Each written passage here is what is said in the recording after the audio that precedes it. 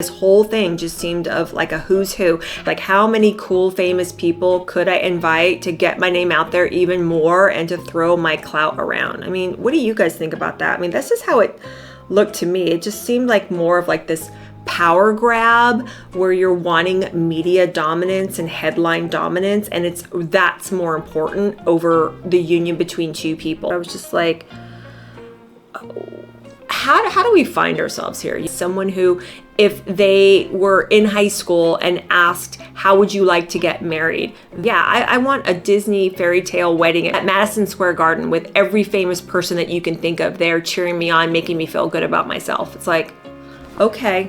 And in order to capture and hold our attention, you had to have some type of talent. You had to be a good dancer. You had to be a good performer. You had to be a good vocalist. All of it had to come together. But that's not the way it is nowadays. And to hear that she had released up to 34 variants off of one album, I was like, huh? Like, how freaking greedy can you get? I was just listening to that and to think, like, what? Like, what is this? Have I been under a rock? Like, I've never even heard of this before. When is enough enough? When they decide, not you. Well, you know, she's putting it out there for public consumption. She wants us to buy the new record. But we're not allowed to have an opinion about, hey, we don't want to see grandma up there like a rotisserie chicken on that wheel there showing us her crotch. Like, I think we're well within our rights, you know, that are diehards. Do they think, though, that the people outside of that diehard bubble aren't looking and pointing and making fun of Madonna, looking at her as a joke? I think they are. And people like me, I don't want her being ridiculed like that. I personally think that Madonna should be, you would think, too smart for that. Oh, she's breaking a barrier. What barrier is she breaking? I don't think she's breaking any barriers. I think she's in danger of breaking a hip. That's what I think. Hey guys, welcome back to the channel. I'm Jennifer, so happy to have you.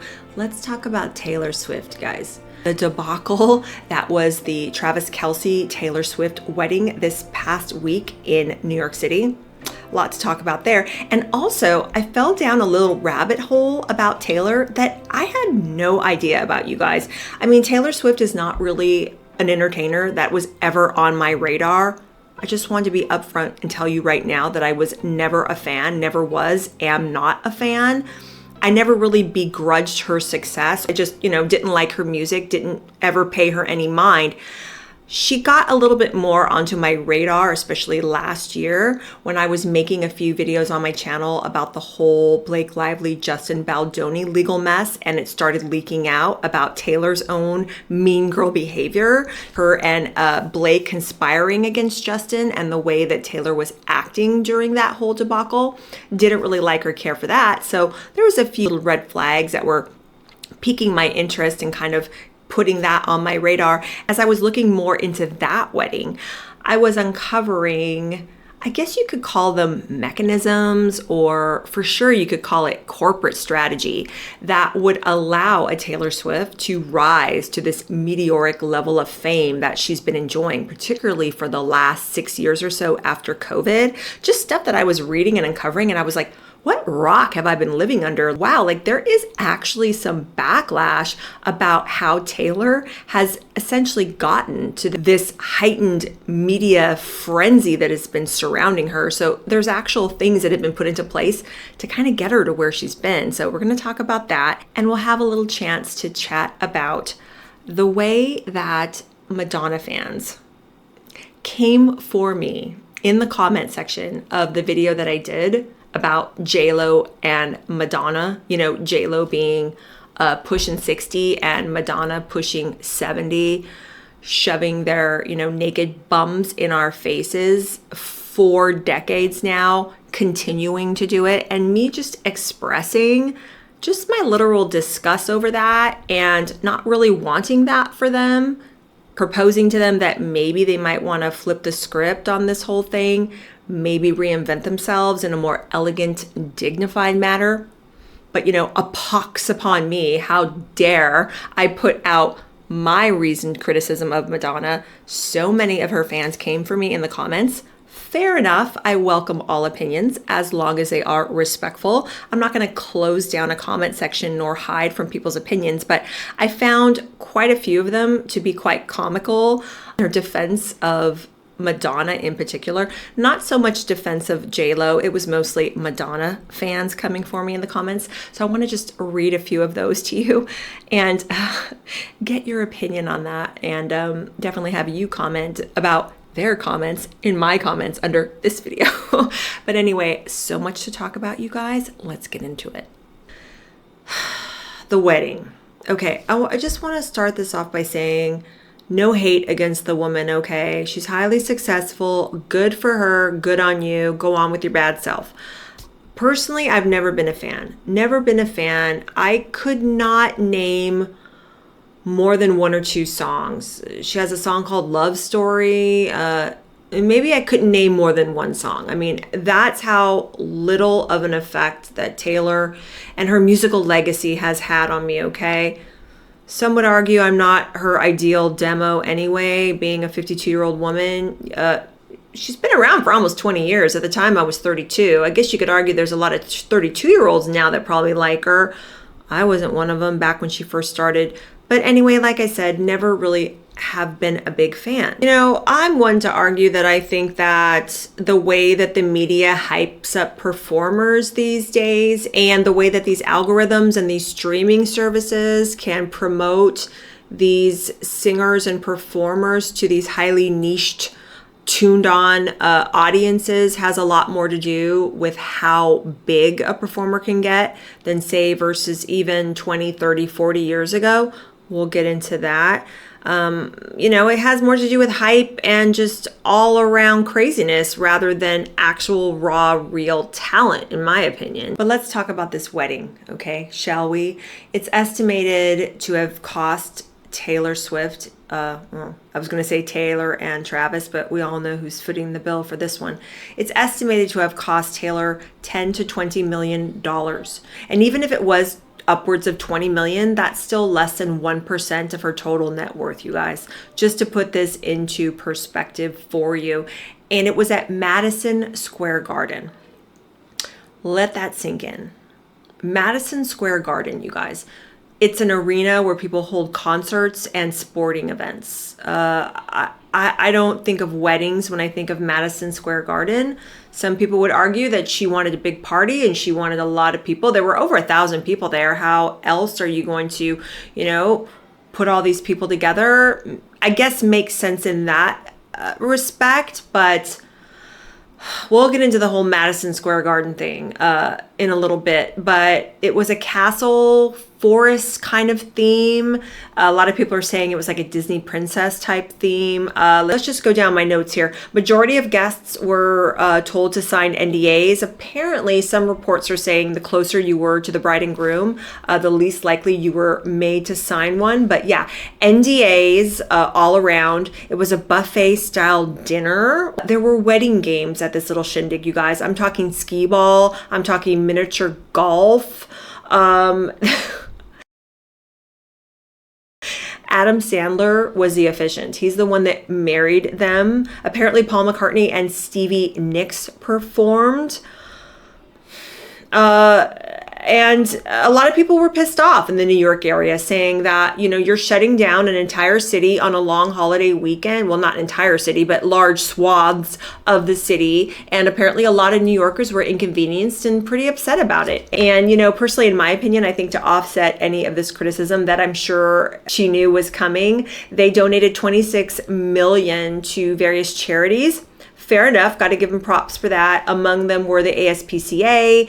They gave money to some first responder NYC charities, some NYC food banks. They gave money to nationwide after school programs, musical programs, things like that. So good on you, Taylor and Travis. Okay, cool for that.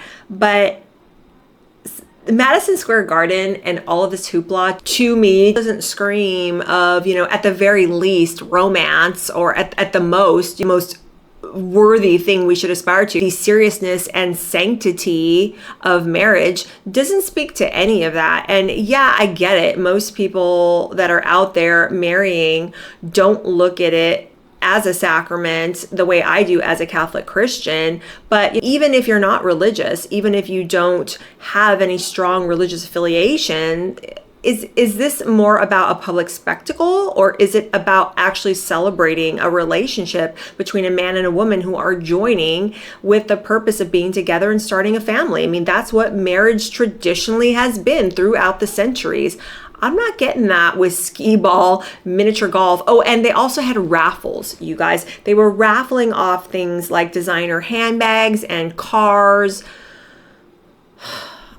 To me, this seems like a day at Disneyland. I don't understand why Taylor didn't just rent out Disneyland after hours and have it there and then let the guests all run amok in Disneyland, because apparently a lot of people were standing around waiting for these nuptials to start. The first groups of the lower tiered celebrities were let in at around 2:30 p.m., where if you were an A-lister, you could go in around 5 or 5:30. But because of these NDAs and because no one was allowed a phone, apparently you had a lot of people who were standing around, allegedly, really bored, wondering when the heck this thing was going to kick off. And to me, my gut is screaming that the majority of the people that were invited to this wedding didn't really know Taylor all that well. I think that they were going to just check out everyone else that was going to be there, a chance to dress up, a chance to see and be seen. That's the whole thing I'm reading about it. You can let me know what you think in the comments down below, but there have been people in the media reporting that a lot of people didn't know one another, or if they did, they were like, how do you know Taylor? It's just, is this an after party award show, or is this a wedding? I just look at all of this and I think that Taylor isn't really setting a great example for young girls. All she's teaching girls is that it is mostly about the wedding and the dress and the spectacle and the party, not so much about the day-to-dayness of what a marriage means. And it's just weird to me because for someone who's supposedly so business savvy and so crafty at crafting an image and so fiercely protective of said image, it's like, it boggles my mind how a woman pushing 40 can look at this spectacle and see that as something that she wants to move forward with and greenlight. It doesn't make any sense to me. And it just, again, speaks to me as someone who has a very shallow, unrealistic view of what marriage actually is. Your wedding is just one day. You have to be going in preparing emotionally for marriage, wanting to get close to your spouse before marriage. In the Catholic Christian tradition, there are actual classes that you go to, faith formation, religious classes that teach you about the sanctity of marriage. And then in Genesis 2, we see, for love, as God says, it's not good for the man to be alone. I'll make it a suitable helpmate for him. And just recognizing how deeply profound this is. And so when God creates Eve, he's not creating someone who's substandard or beneath Adam. In fact, I've shared this poem before many times, but it said, when God took Eve from Adam, he did not take her from his head to lord it over him, nor from his foot to be walked upon by him. He took her from his side to walk with him, from beneath his arm to be guarded by him, and from near his heart to be loved by him. And it's so powerful, right? That's what we see in Genesis 2, is he looks at Eve and says, this one at last is bone of my bones, flesh of my flesh. This one is the reason why men leave their father and mother and cling to their bride. To teach you about the covenant that you are entering into before God, to teach you about what marriage is about, how you're supposed to love and respect and nurture and be there for your spouse.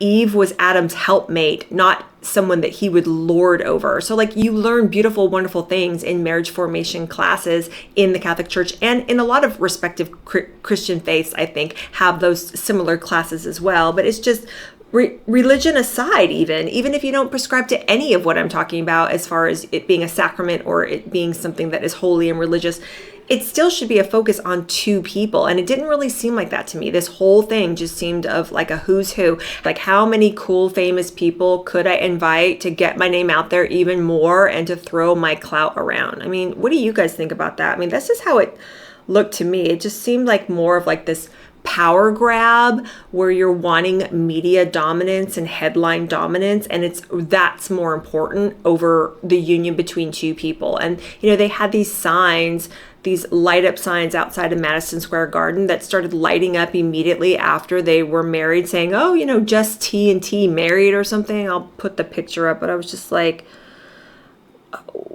how do we find ourselves here? You started out as this teenage girl image where she's like almost like writing diary entries and then making them into songs. You know, it was always this like middle school, high school mentality of like looking for love and dealing with school relationships and this and that. It's interesting that in your songs, you're still the outsider.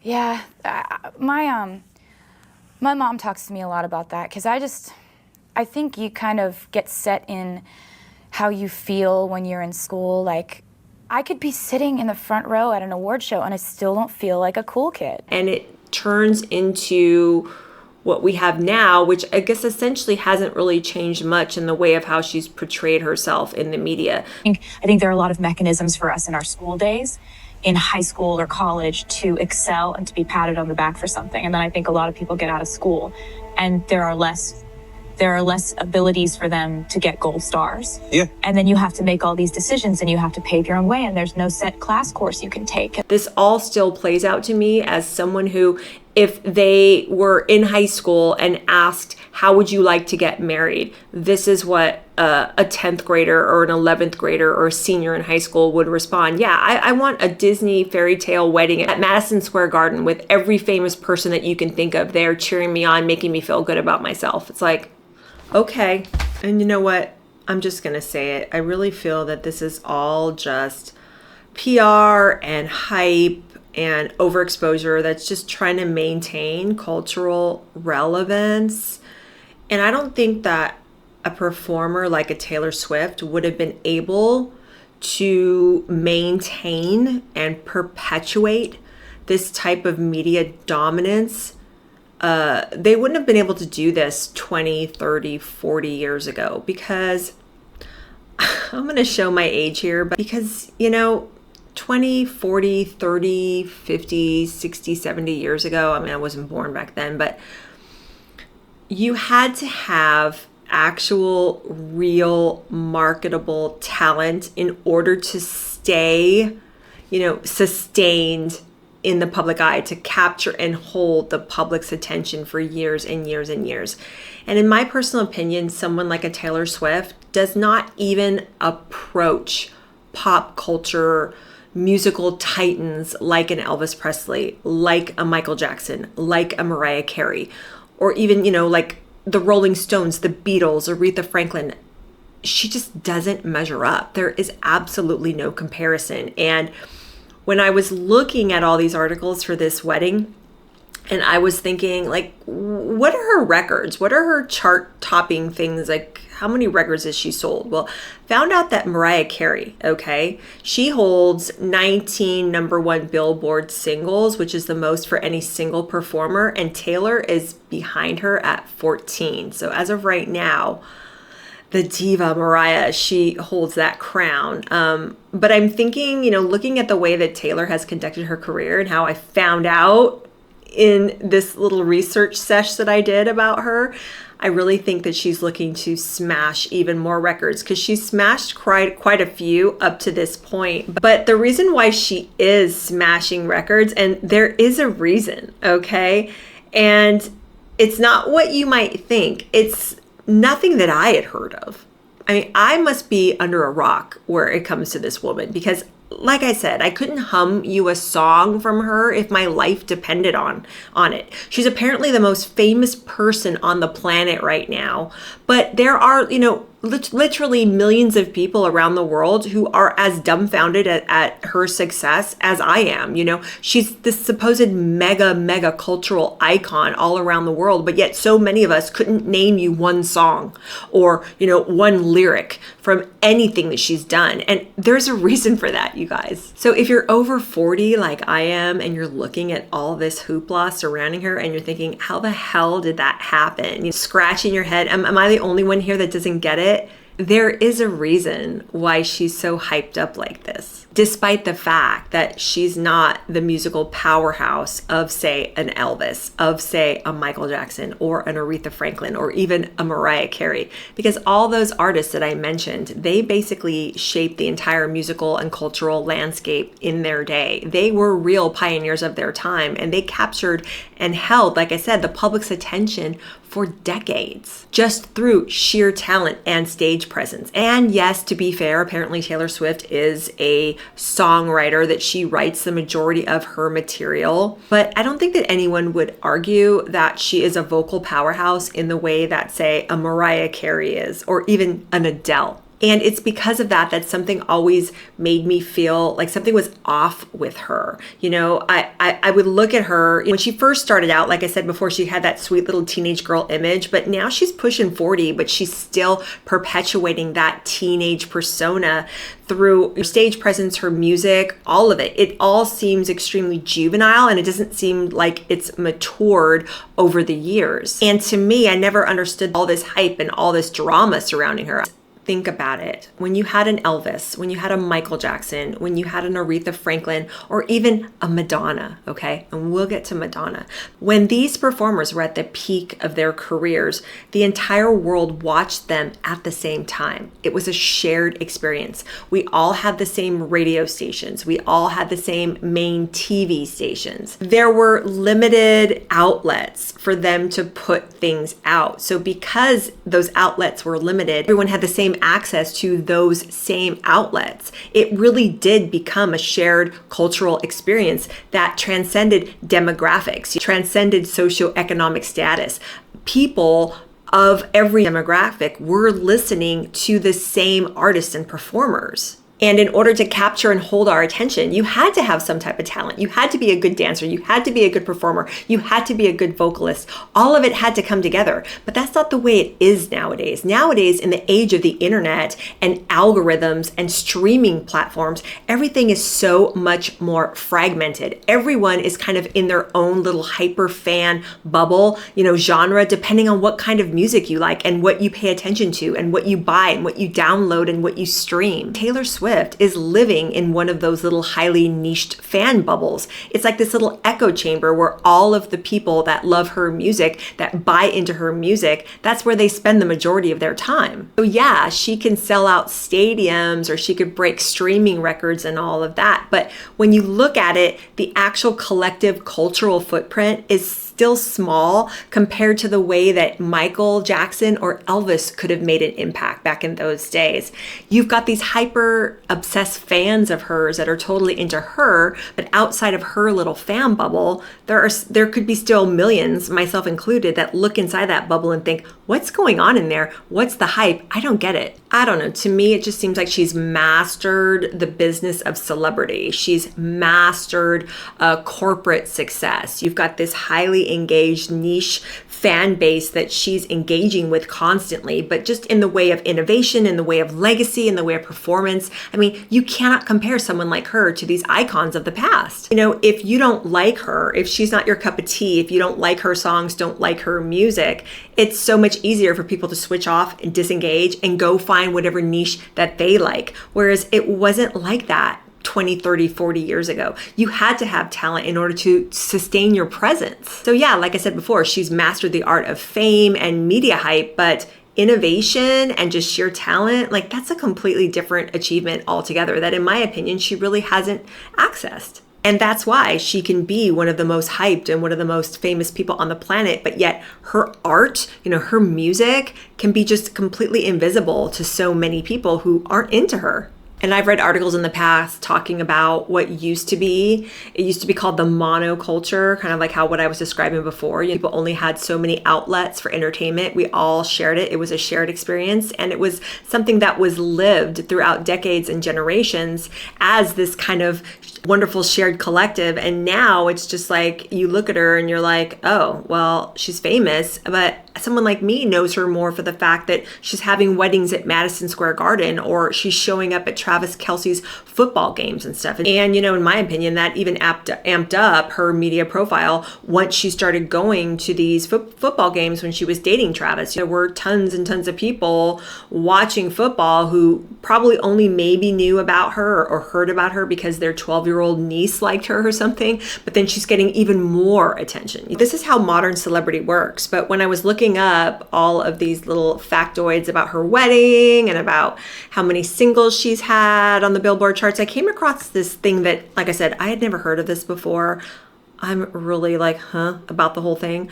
But apparently, Miss Taylor Swift likes to participate in this industry practice called variant drops. Some people call it versioning. And what she does is she releases an album and then she releases different variants of the same material. And she's actually released up to 34 variants of the same material. Now, when I say variants, I mean that, for example, if she's releasing a vinyl record, okay, one vinyl record for one album, she'll make it red. Another variant from the same album, she'll market it as like a jade green color. One will be blue, and so on and so forth. And then she'll put different bonus tracks on each variant, okay? Some will be acoustic. Some will be a song that you can only get if you buy this particular variant. And to hear that she had released up to 34 variants off of one album, I was like, like how freaking greedy can you get? I was just listening to that and to think like, what is this? Have I been under a rock? Like I've never even heard of this before. Apparently it's just a way to maximize revenue and dominate the music charts.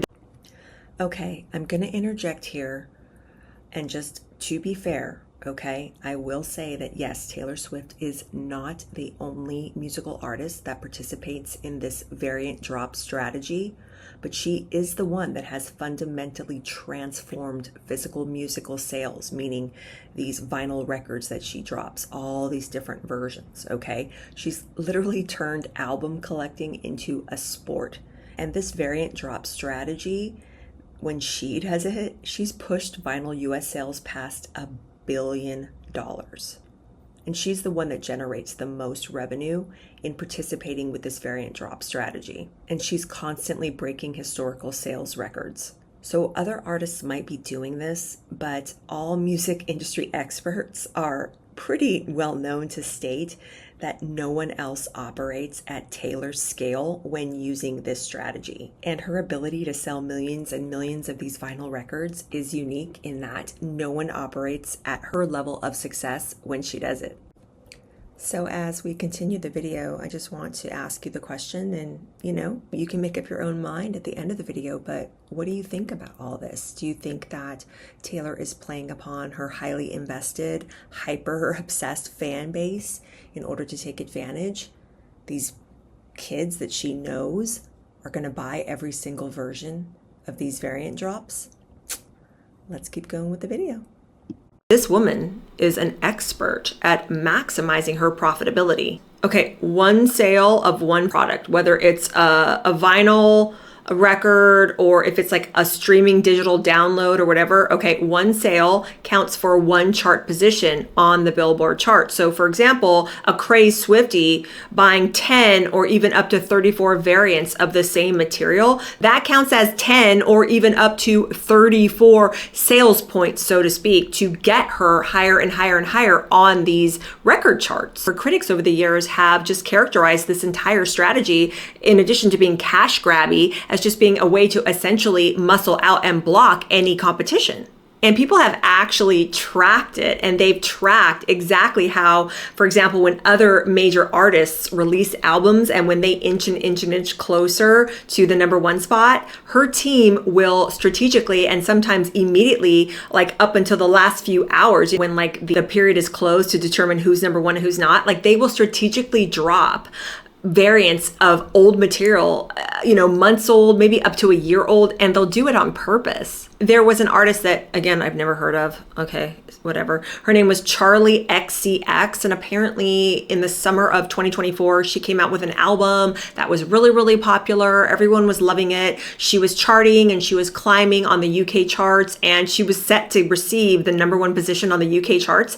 And Taylor famously dropped a variant release of some of her old material and took Charlie's spot, and Charlie ended up being 2 and Taylor ended up being the number 1. And apparently she's done this several times. To me, that just seems so grandiose, so self-focused. It's just like this strategic maneuvering that seems to me has less to do with the actual artistic integrity of the material and more with the, I'm going to knock anyone out of that number one spot. It all seems to me very, very schoolyard bullying type behavior. A serious artist is going to prioritize the integrity of their work, is going to prioritize, the fact that they want to make their stuff available to as many people as possible. A lot of people argue, again, cash grabby Taylor behavior. And, they're saying, why is she releasing variant after variant after variant and forcing her fans to buy each variant to get certain songs, because you can only get it if you buy that variant, of the old material. And it just all seems very shady to me and just very corporate. It's like corporate boardroom type of takeover. And it's just squeezing, like, let's squeeze every bit that we can out of these kids. And, it's the parents that are buying all this stuff. But I don't know, you guys. I just thought that it's just gross. It's like this artificial dominance that doesn't really have anything to do with talent or artistic integrity to me. It just has everything to do with, like, I'm popular. I'm going to milk my highly engaged niche fan base as much as I can to dominate. And I'm going to show everyone how popular I am. And also what's sad is, like, even if you could argue, she's a great songwriter, she can carry a tune, this and that, but, like, all that seems to be diminished, in a lot of ways when you're looking at how she conducts herself and how she really seems to want to, in my opinion, go after these artists and completely wipe them off of the chart so that she can maintain dominance. Are we entirely surprised given all that I learned? And again, you might know all of this. You might be like, Jen, like, this is old hat. Where have you been? Like I said, not a fan. Don't really care about what Taylor is doing, musically speaking, or even, personally speaking. But you're kind of forced to look at this stuff because it's everywhere, So are we entirely surprised now to have this Madison Square Garden debacle? And what I find so hysterical is that when people were first starting to talk about the whole Madison Square Garden thing, so many people were like, Taylor would never do that. That is so gauche. That is beyond tacky. There's no way she would do that. It's just a diversion tactic. I was even thinking, like, yeah, like, Taylor seems like she's kind of fashionable and hip with it. She wouldn't want to appear that tacky. She's probably not going to do that. What she's probably doing is using MSG as, say, like a meeting ground, and then everyone will kind of from there go to a second location. Oh no. This is what we got, and this is what we're working with. And I have to say, the more I dug into this little how Taylor achieves Billboard chart dominance, the little ways she goes about it to make sure that she's out there, that she's hyped, she's saturated, she's always, in your face. This doesn't really surprise me. This whole Madison Square Garden thing doesn't surprise me at all. I think that she's kind of proved to us her priorities at this point. And the priority is to keep her front and center in our faces at all times. Are her fans going to love and eat this up? Absolutely. Are they loving and eating it up and having second and third helpings of it? Absolutely. And is that Taylor's entire point in all of this? Absolutely.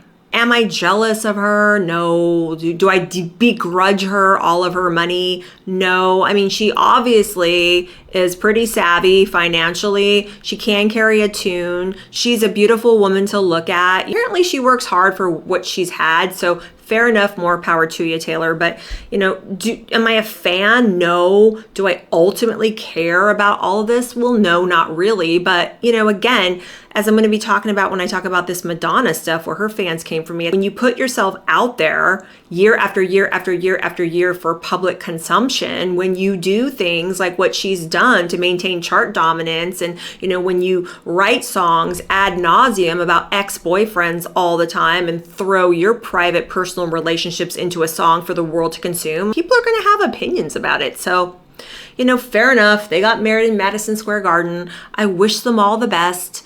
Hopefully the marriage will last and that they'll remain faithful to each other and they'll start a beautiful family. Maybe then she'll start to mature a little bit, maybe write some more grown-up songs, or maybe take a much needed break from all this public hype, craziness, and attention. Don't think that's going to happen anytime soon, but we can all dream, can't we? Okay, so moving on. Okay, so take a sip, okay? Because Madonna's fans came for me in my comments, and I want to read you some of the comments. I'll play a little bit of what I said about her in my last video. Just here we go. Madonna has been parading in the streets half naked since around the time I've been 10 years old. And I'm now 52. I think it's time to hang it up, Madonna. I really do. There's no denying that you were not, at one time, a cultural icon, very, very famous singer, actress extraordinaire, dancer. I mean, Madonna pretty much proved to us that she could do it all. And she does have a measure of talent.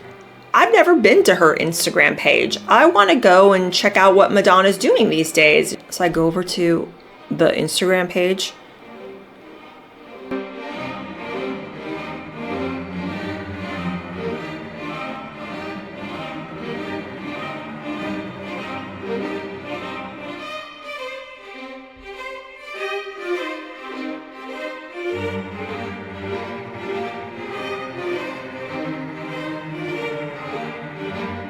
So she's up to the same old shtick, different decade. This woman is an attention seeker to the extreme. She's just an attention monger. That's all she wants. It doesn't matter if she's showing us her boobies or if she's showing us her buns or her feminine nether region and it's all in our face. She's going to do everything she can and make sure that you're looking in her direction, okay? Do we really need to see this?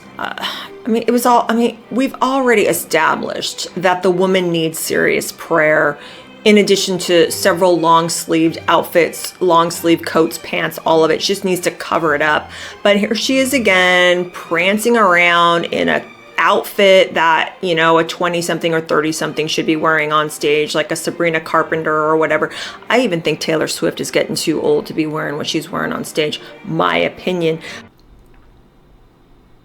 Okay, so let's just start by reading some of these comments. And I'm gonna say everyone is entitled to their opinion. I'm not a Meghan Markle closing off my comment section because I can't take it when people disagree with me. That's not what's happening here. I just find a lot of them really amusing, and I disagree with a lot of the comments, and there were so many of them that I thought it would be fun just to read them. So, okay, here we go. So, okay, Alfred Palomo 372 said to me, Madonna doesn't need your approval or validation. She can do whatever she wants and makes her happy. She's a legend and the queen of pop. Okay, well, yeah, obviously this question is assuming that Madonna needs my approval and validation to go on. No, she doesn't. She absolutely doesn't. But, you know, like I said, she's putting herself out there for public consumption. People are going to have something to say about it. Melski 2023 said, Gen X here. So what if Madonna or J-Lo wants to be out there? Obviously, it's still working if you're taking the time out to throw your 2 cents into the ring of judgment. The ring of judgment! If you don't want to see it, don't look. I don't want to see it. I'm merely saying it's their life and they rank the privilege of living how they want, just as we do. Well, you know what, Melski 2023, I agree. Fair enough, fair enough. Fellow Gen Xer, you rock. I'm glad you're here. I commented that, you know, she's putting herself out there for almost 50 years for public consumption. People are going to have opinions of it, and I'm one of them. You know, one could argue that she has used religious imagery in her videos and music that people like myself that are Roman Catholic find very, very offensive. So if I were to speak out about that, I'm well within my rights, just like she was well within her rights to wear a crucifix around her neck and use it as a piece of decoration or adornment. So many of us in the Catholic faith, we see it as prayer beads, where we are giving homage to our Lord Jesus Christ and reflecting on his stories in the gospel. But okay, I'm going on here. But you know what? Still, too, like it's not like I'm saying that they don't have a right to be out there, because obviously, if you watch the video, I talk about, you know, yeah, they do have talent. I do think J-Lo is a beautiful woman.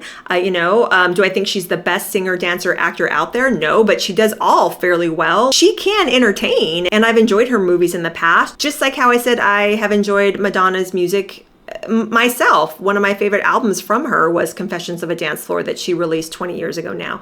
But it's like, I was offering my opinion on a way that they could segue into evolving into a new persona that is a little bit more dignified, that is a little bit more graceful, that doesn't call for them flashing their butts and their boobs and their crotch to us at every turn. That's what I was saying. And yeah, I don't have to look at it, but if I know it's there and it's out there in the culture, I can comment on it, and that's what I'm doing. And I also said in my response to her, I was like, she's offended a lot of people for a lot of years, even back when I was too young to be offended or, to know better to be offended. Fact is, I grew up, but her tactics and her MO has remained the same. So I suggest this. You don't have to watch my video if you don't want to. And if you don't agree with me, fair enough, that's fine. But it's like, I could just as easily use her argument and her positioning. Like, well, if you don't like what I'm saying, don't watch my video. But again, you're going to have to expect pushback from people. And then I had someone say to me, are we going to ask Rod Stewart, who is over 80 years old, the same question? He was recently on stage at a concert, gasping for air and was administered oxygen on stage. And I said, if that's true, then he needs to pack it up for health reasons. I just think it's so funny that so many people, these self-professed feminists that get so upset when a woman talks about how, I think that Madonna's acting indecently at almost 70 years old and needs to pack it up. They think that I would never say the same thing to a man. And that's why I'm like, hello, like, if he really is gasping for air, then he obviously does need to pack it in for health reasons. And even moreover, if he was on stage and if he was slurring the words and not carrying a tune, I would probably say the same thing. I would say, Rod, well, I wasn't at the concert, so I don't know if he was doing that, but she doesn't say anything about that. But again, like, if the talent's fading, you should just stop. Go out on top, go out with dignity and keeping your legend intact. Don't just try to milk everything for all it's worth just because of the name if you can't live up to where you were at your peak. And age is gonna predict that. You're not going to be able to be at your peak. And if your performance is suffering, then what's wrong with saying, you know what, I'm just going to go off quietly into the sunset? But it's like, you can't even have that opinion. People are going to like freak out. And then someone says, Perry Sky Phoenix, I think Madonna is aware of what she's doing and why. She's in the entertainment business. She's an artist. Well, she is. That she is. And yes, it does matter how many followers she has on social media. It's her career. Maybe Madonna wants to break the rules again because we live in a very ageist society. That needs to change. If you don't like it, but you're talking about it. Well, people talk about a lot of stuff they don't like a lot. This other person says, Madonna really messed up her face, but it's looking a little better now than it did a year or two ago. That filler has gone down a bit. Yeah, I do agree with that. And I made a comment on that on the very first Madonna video I did, where it seems like she corrected some scary facial reconstructive work that she had that was looking a little odd, but now she's kind of looking back to kind of like her old self, but just a little bit fresher. So it's fine with me. I don't care. Go do your face, do you, Madonna, if that's what you want to do. This other person, Fritz whatever, says, nobody tells Madonna what to do. Just because one is aging does not mean everyone has the right limit her actions. I think they meant to say right to limit her actions and preferences. She does not obligate people to look at her, but does what she wants. Better to leave her alone. Same goes for J-Lo. When is enough enough? When they decide, not you. Well, she's putting it out there for public consumption. She wants us to buy the new record. We're not allowed to have an opinion about, hey, we don't want to see grandma up there like a rotisserie chicken on that wheel there showing us her crotch. Like, I think we're well within our rights, Have you heard Live and Let Live? Someone said Madonna's a real life example of death becomes her. Sadly, she isn't alone. And then, a lot of her fans are like, she can do what she wants. Why should she stop? It's her world. Get over it, all this stuff. And ageism. People are mean and judgmental. They're putting older women into very small boxes and calling them stupid and ridiculous if they don't follow the narrative how older people should behave. Okay. So many people mention ageism. I just look at a 70-year-old woman who looks like she can't dance and move the way she could even 10 years ago. And I'm thinking, holy, like hip replacement, like what is happening? Is she going to fall? Is she going to break a bone? What's going on? Sometimes it is a safety issue. And for all these people who are saying, oh, she can do whatever she wants. This is ageism. Yeah, people can do whatever they want, but sometimes they should do what they ought to do, what is the decent, less tacky thing to do. And do these people who are her sycophant fans think for 1 minute that the passing casual fan or the passing observer or even the person that's not a fan would look at her and think, oh, that's cool? No, like we think of our parents, our aging grandparents. We wouldn't want them to be ridiculed. We don't want them to be made fun of. And that's exactly what's happening. Do people actually think beyond her little highly niched fan bubble? Because there are people that really love Madonna, diehards. Do they think, though, that the people outside of that diehard bubble aren't looking and pointing and making fun of Madonna, looking at her as a joke? I think they are. And people like me, I don't want her being ridiculed like that. I personally think that Madonna should be, you would think, too smart for that. Why would she want to put herself out there like that for that ridicule? Oh, she's breaking a barrier. What barrier is she breaking? I don't think she's breaking any barriers. I think she's in danger of breaking a hip. That's what I think. But anywho, what else do we got here before we wrap it up? This one from Flexible Flyer. Some people have no trouble making fools of themselves just to be in the spotlight. Madonna and all these aging entertainment types have had many years in the publicity sun. They've made lots of money. Now there's just something nasty about seeing someone trying to recapture what best remains in the past. Make room for new talent and give them a chance. Bravo, Flexible Flyer 50. Bravo.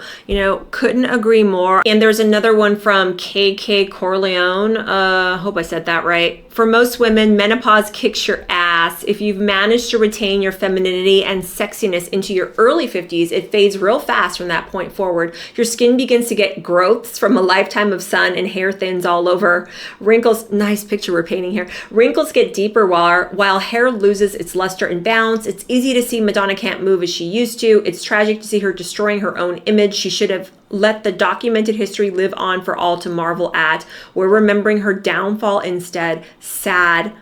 You know what? I mean, not talking about all the stuff that the comment started off with about the appearance, all that. We're not going to talk about that so much, but toward the end of the comment, yeah, it is tragic to see Madonna destroying her own image. It is tragic that she's not letting her legacy and documented history up to this point be enough to stand and allow us to kind of say, good for you for all you've achieved. That's where we are now. We're all worried that she's going to fall down. I have to call an ambulance to get her off the stage or something. It's just, I don't know, you guys. I don't know. Again, everyone is entitled to their opinion. I didn't delete any of these comments. I think it's great. People want to talk about this in the comments. And if someone's watching one of my videos and getting all fired up, I can get snarky. I can get a little bit funny on this kind of stuff. People are entitled to their opinion. Madonna has to sit down a lot now before she falls down. Yeah. I never was a fan of either, but both are now just the very embodiment of cringe. Everything they do is so curated, so manipulative that there is simply no authenticity. Very bizarre way to go through life and very seriously broken people. Yeah, I would have to agree. I talked about it in my last Madonna video about how I just think it's so sad how over the years, she experienced a lot of trauma growing up without a mother. Her mother died when she was very, very young, like 5 or 6 years old or something. So there's been a lot of trauma in Madonna's life. And, she even went on that Jay Shetty podcast talking about this fruitless search in her early years, her 20s and her 30s, and even into her 40s, constantly looking for outside validation. And that's what prompted me to make that video in the first place, because I saw excerpts from that podcast and I was like, oh, I'll go listen to it. And like, I was like, wow, good on you, Madonna. It seems like you're coming into your own. You're just looking at this in a very kind of seasoned, mature way, that it's not about chasing outside validation. It's about coming to terms with who you are and being comfortable with that and having that be okay. And then I was like, oh, well, I've never been on her Instagram. What's going on there? Went to the Instagram, and that's what led me down that whole rabbit hole, because it doesn't really sound or look like she's not continuously seeking that outside validation. It was just two really weird messages that she seemed to be putting out there. And it just seems to me, especially by looking at that Instagram and then, seeing that performance that she did in Times Square a couple weeks back, it's just all very, very, very sad. But like I said, you don't have to agree with me. Okay, we're all adults here. Keep it respectful in the comments. The only type of comments that I delete are ones where people start name calling or get particularly nasty. Like I said, I was a Madonna fan growing up. I purchased a lot of her CDs and a lot of her records back when I was too young and dumb to even really know enough to be offended, okay? It's just the whole point of this diatribe is that I feel like I've matured. I feel like I've moved on and I've tried to class it up. We've all made our mistakes in our teenage years, our 20s, our 30s, where we probably didn't treat ourselves or others the way that we should have, or didn't hold ourselves to high enough standards. We've made mistakes. We've all been dumb and done dumb things. I'm just saying that I really feel like I've tried to move on and I've tried to become better. And I just look at her at approaching 70 years old and I'm like, why are we doing this? But yeah, anyway, that's all I gotta say about all of this, about Taylor, about Madonna. There's been a lot to talk about today, but again, let me know what you guys think down in the comments below. Like the video, share the video, hype the video if you have a hype button, and subscribe. Please, please, please subscribe. I recently hit 30K. 30K, you guys. I can't tell you how awesome that is, how blessed I feel to have built this community that supports me to get to 30K. Check out my podcast on Spotify and Apple. I have that there if you like to listen to a podcast format, if you can't watch. But yeah, just help me get to 40K now. That's another great goal that I've now set for myself. And also, I've mentioned now in other videos, I'm really, really trying to grow the channel just because it's kind of scary out in YouTube land nowadays. Channels are getting demonetized, they're getting deplatformed, they're getting strikes, all these different things. And if I can build a bigger audience, I can look into some alternate ways that I can support the channel and allow myself to continue to bring videos to you guys, because that's what I love doing. So thank you so much for watching. If you haven't caught on to my Priscilla Presley Child Bride playlist, I will link that at the end of the video. Priscilla Presley, we're now on chapter coming up 15 from Child Bride about Elvis and Priscilla. And Priscilla, like I always say, Priscilla Presley, the enigma wrapped in a riddle. She's in her 80s and she is a woman with a story. So if you haven't gotten caught up on that playlist now, please do. Thank you for spending time with me, and I'll see you on the next one. Bye.